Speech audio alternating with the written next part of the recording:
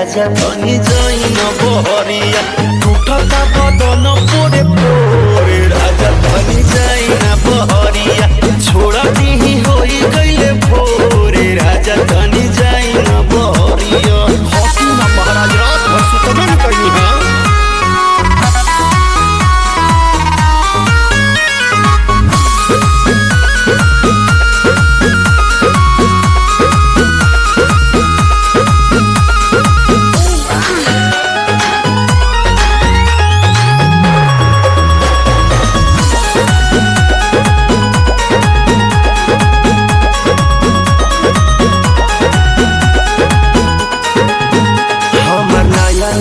गवाना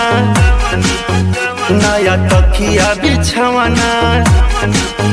नया चोली के खोली तू बनवल खेलवाना जा नाश कर देला हमर नया नया गवाना नया तकिया बिछवाना नया चोली के खोली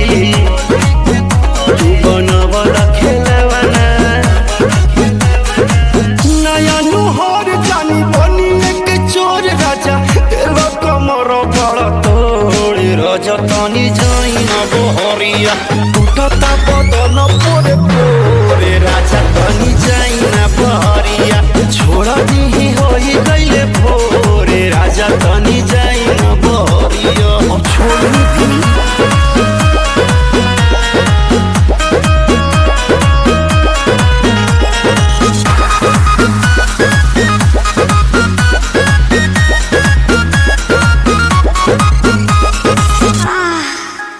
खाई गैला उठल लिया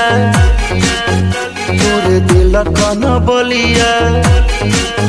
काट लेला बरिया री हमर सेव नियन गलिया